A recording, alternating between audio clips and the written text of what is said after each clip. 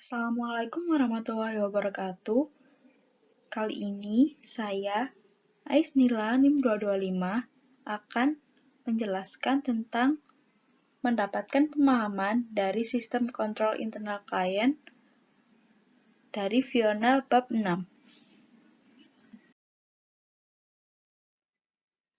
Nah, dari bab 6 ini ada beberapa subbab.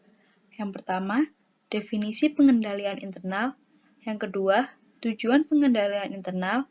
Yang ketiga, pengendalian internal tingkat entitas. Yang keempat, pengendalian internal tingkat transaksi.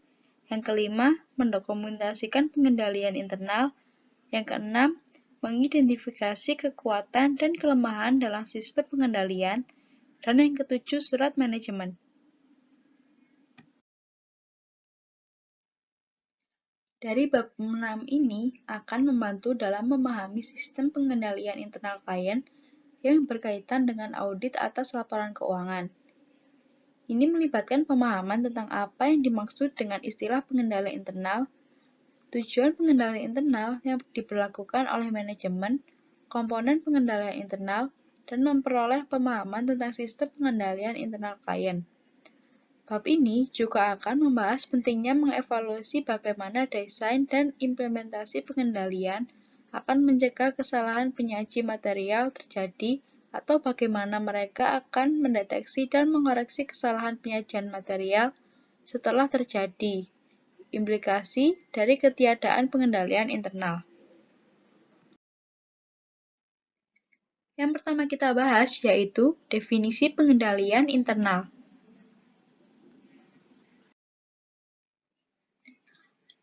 Pengendalian internal adalah konsep yang sangat luas dan mencakup semua elemen organisasi sampai dengan sumber daya, sistem, proses, budaya, struktur, dan tugasnya.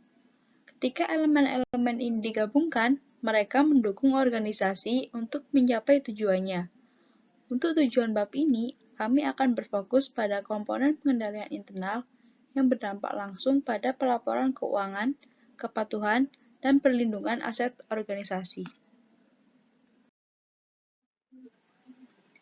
Pengendalian internal didefinisikan dalam standar audit sebagai proses yang dirancang, diterapkan, dan dipelihara oleh pihak yang bertanggung jawab atas tata kelola, manajemen, dan personel lain untuk memberikan keyakinan memadai tentang pencapaian tujuan entitas dengan memperhatikan keadaan pelaporan keuangan, efektivitas, dan efisiensi operasi, dan kepatuhan terhadap hukum dan peraturan yang berlaku.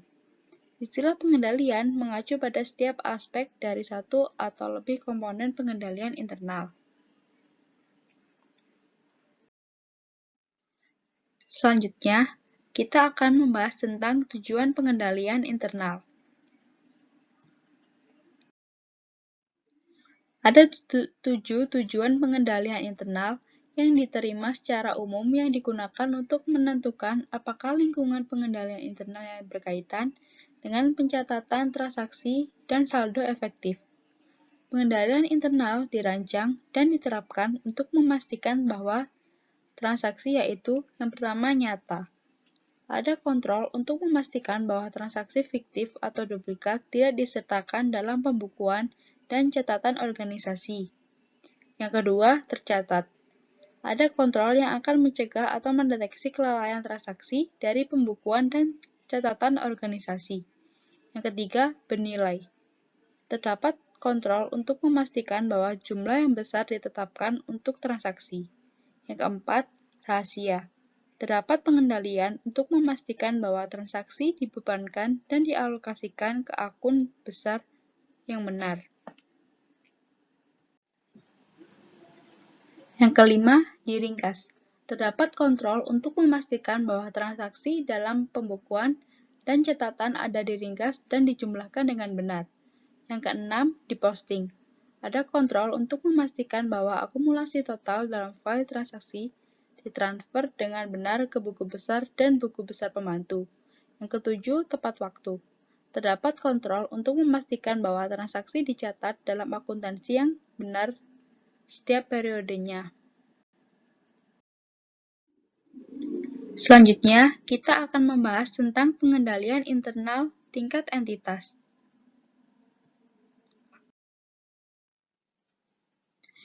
Komponen pengendalian internal ini, jika dipertimbangkan secara kolektif, sering disebut sebagai kontrol tingkat entitas karena masing-masing ada tingkat organisasi atau entitas daripada di tingkat transaksi yang lebih rinci. Unsur-unsur pengendalian internal pada tingkat entitas yaitu yang pertama, lingkungan pengendalian.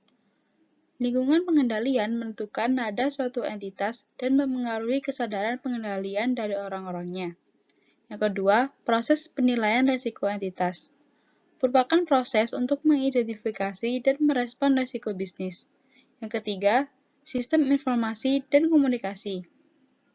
Peran sistem informasi adalah untuk menangkap dan menukar informasi yang dibutuhkan untuk melakukan mengelola dan mengendalikan operasi suatu entitas. Yang keempat, kegiatan pengendalian. Aktivitas pengendalian adalah kebijakan dan prosedur yang membantu memastikan arah manajemen dilaksanakan. Yang kelima, pemantauan pengendalian. Pemantauan adalah proses menilai kualitas kinerja pengendalian internal dari waktu ke waktu dengan mempertimbangkan apakah pengendalian beroperasi sebagai mestinya dan memastikan pengendalian dimodifikasi sebagai mestinya untuk perubahan kondisi. Dan yang keenam, pengendalian internal dalam entitas kecil. Dalam entitas yang lebih kecil, seringkali terdapat batasan seputar kemampuan entitas untuk menerapkan pengendalian internal yang efektif. Selanjutnya, kita akan membahas tentang pengendalian internal tingkat transaksi. Kontrol tingkat transaksi adalah kontrol yang mempengaruhi transaksi atau kelompok transaksi tertentu. Transaksi dalam pengertian ini mengacu pada transaksi yang biasanya dicatat dalam buku besar untuk klien dan rentang dari permulaan transaksi hingga pelaporan transaksi dalam laporan keuangan.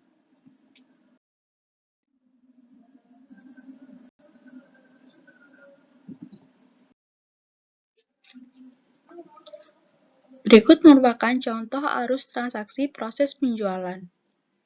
Dalam proses penjualan, tipikal untuk klien yang menjual barang meliputi pemrosesan pemesanan, persetujuan kredit, pengiriman barang, faktur pelanggan, dan pencatatan penjualan dan piutang. Alur transaksi untuk klien yang menjual layanan adalah sama, tetapi bukannya mengirimkan barang, klien menjual atau melakukan layanan.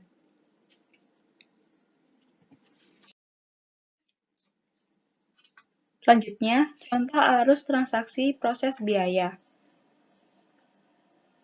Perusahaan manufaktur memiliki sistem persediaan yang mencatat pergerakan fisik persediaan dan sistem penetapan biaya yang mengakumulasi biaya persediaan.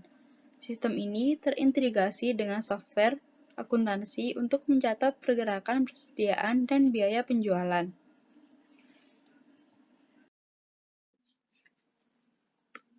Selanjutnya, pembahasan kelima yaitu mendokumentasikan pengendalian internal.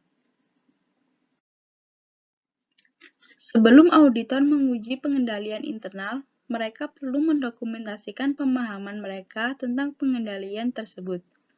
Bentuk dokumentasi yang paling umum meliputi yang pertama, narasi.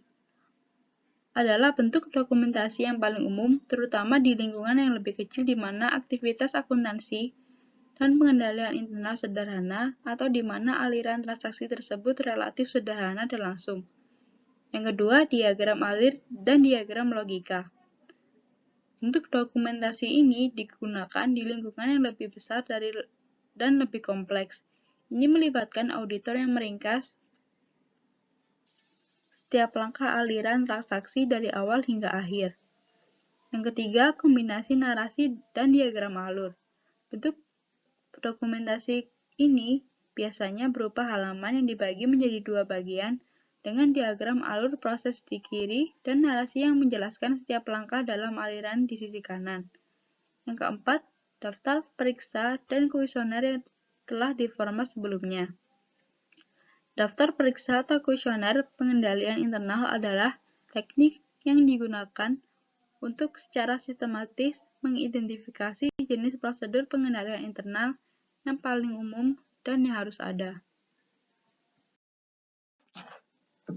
Selanjutnya, mengidentifikasi kekuatan dan kelemahan dalam sistem pengendalian internal.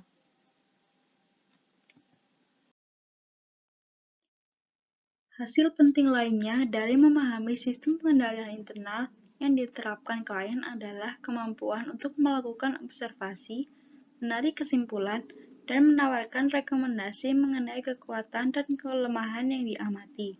Sementara, klien akan sering tertarik untuk mendapatkan umpan balik dari auditor eksternal mengenai kekuatan relatif dari pengendalian internal mereka. Fokus biasanya pada area kelemahan yang diidentifikasi. Hal ini karena kelemahanlah yang meningkatkan risiko kesalahan penyajian material yang tidak terdeteksi oleh proses dan pengendalian manajemen. Dan area kelemahan juga di mana auditor biasanya melakukan pengujian substansif tambahan untuk mengukur potensi kesalahan penyajian material. Pembahasan terakhir yaitu surat manajemen. Sebuah surat manajemen terkadang disebut sebagai surat rekomendasi adalah penyampaian yang disiapkan oleh tim audit dan diberikan kepada pihak yang bertanggung jawab atas tata kelola. Surat manajemen membahas kelemahan pengendalian internal dan hal-hal lain yang ditemukan selama audit. Tujuan surat manajemen adalah untuk memberitahu klien tentang rekomendasi auditor untuk meningkatkan pengendalian internalnya.